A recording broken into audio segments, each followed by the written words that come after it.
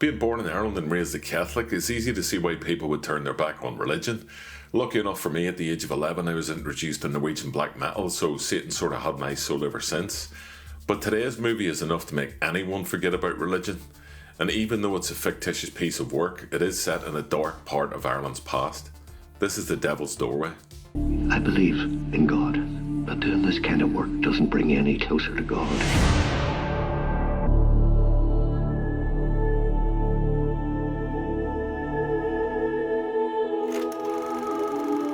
Look around you, John.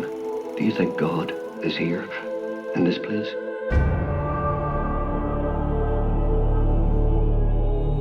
This place disgusts me. The people who run this place disgust me.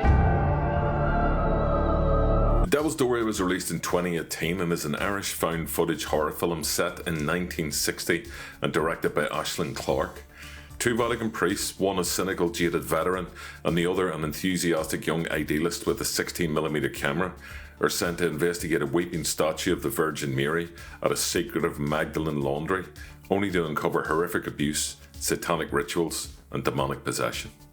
The Devil's Doorway is a film that I feel has went under the radar amongst the myriad of found footage films that's been released in the last 20 years. It really covers some ground that is quite disturbing. But obviously it has the fictional background of, religious horror, which is something that I've always enjoyed.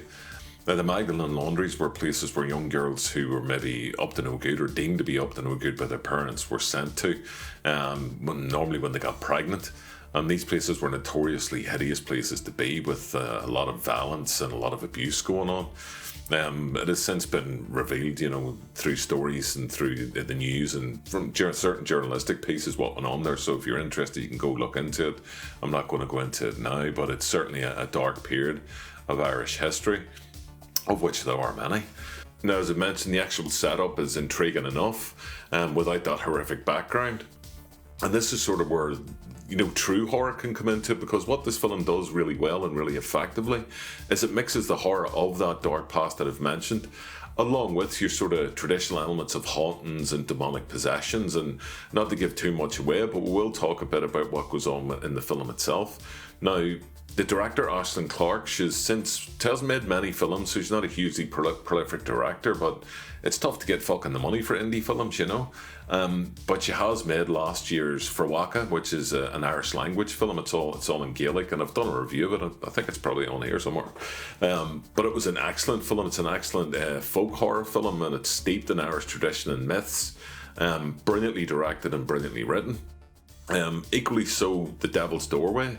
The acting in the film is really, really natural from the two main leads, who play the two priests. The older priest, you'll see him in a lot of things. I remember particularly as one of the drunk guys and grabbers. There's fucking loads of drunk guys and grabbers, but he's one of the drunk guys and grabbers, and he shows up as a drunk at a lot of things, but he's a really, really good actor, and the younger priest does a great job too. They all do, to be honest. The head nun of the place, she does a great job as being a sinister old fucker. Not that all nuns are, but I've met a few, and some are. And eventually what happens is the guys are investigating these bleeding statues, and the priest is a cynic. He believes that evil isn't something that's supernatural. He believes evil's here on earth. And while he is devout in his faith, and not wrong once again, that yes, evil lives amongst us all, and it really only shows itself through the actions and deeds of the human race. The younger priest is not so convinced that it isn't supernatural, and certainly we do get to pick up on things that are shot and some things that this guy experiences, the younger priest experiences, such as voices at night, bloody handprints, unexplained children when there's not really meant to be any children at the convent that they're at. Now, what is really authentic about this film, and it's kudos to the director and our DP, is it's actually been shot on 16mm film. Now, I went to film school and graduated from film school, and shooting on film is no fucking joke. And like I say, it's made in 2018, so the shoot on film was something that was probably quite unique. Exposing film's an absolute fucking nightmare. And while a lot of it is done from the perspective of the camera in the dark with just one light, a lot of the shots that are set up of the convent itself, of the guys investigating these supposed supernatural instances, are shot brilliantly. Probably with a lot of natural lighting, but the exposure is fantastic and it looks really, really good. The sound design is also really well put together for a very low budget film. The only downside that I would say, if I had one, but it does sort of bug me, is the music. It's meant to be like found footage style, but there's music there and there's a lot of sort of jump scary bits, and I understand the jump scary sound effects are there for effect, but I truly believe the film would have been equally effective without those sort of elements. But the score, I think they could have lost the score.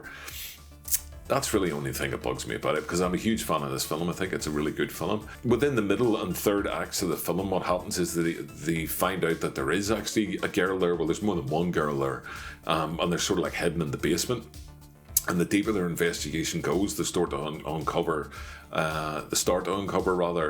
what appears to be black magic practice. Now, the young girl that's in the hidden basement, there's like jail cells, and the nuns say that she's insane, but the girl is pregnant. And what they find out through the weeping statues, the blood that's weeping through the statues, they test the blood and they find out it's the blood of a pregnant girl. When they discover this girl, she's completely been chained to a wall, she's filthy, she's just disgusting, she's barely being fed at all. And the nuns warn the priest, they're saying, look, she's psychotic. But they're sort of saying there's something else that's underlying. Once again, the older priest doesn't tend to believe that thing, and he has them sort of release her and demand that they clean her up. It does inevitably, given the nature of religious horror, it has certain elements that you've seen before, like The Exorcist. There's floating fucking girls, there's beds fucking banging about the place, but that's really as far as that goes. The deeper mystery is uncovered in the latter half, when what the priests discover are caverns. Now, this portion, like another film I spoke about not that long ago, it's very reminiscent of the end of the Borderlands, where again they discover some caverns at the end of that movie. But as the priests sort of scramble about in the dark, again they're relying on this light from this 16mm camera, and it makes it so claustrophobic and tense, because as the priests go deeper into it, it gets darker and darker, and the bulb starts to fail on the fucking light on the camera. Again, 1960, light bulbs probably didn't last that long, but I'm not quite sure. Not into the history of light bulbs. So to say any more, it really would spoil it. All I would say is it is a great horror film. It's got a lot of tense atmosphere. It's got a really interesting story. It says sort of a lot about the patriarchy of the time. It says more about the Catholic Church, of course, but Aislinn Clarke is an Irish director, and I'm sure, as I've said about my origins from my religious upbringing, there's a lot to be said. But the fact that she can weave that true narrative into a fictional story is really impressive. Some great scares, some excellent performances, as I've mentioned. The Devil's Doorway, have you seen it? What do you think of it? Please leave a comment below.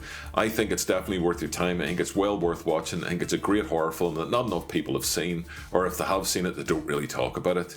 But yeah, religion, it's a bit of a fucker, isn't it?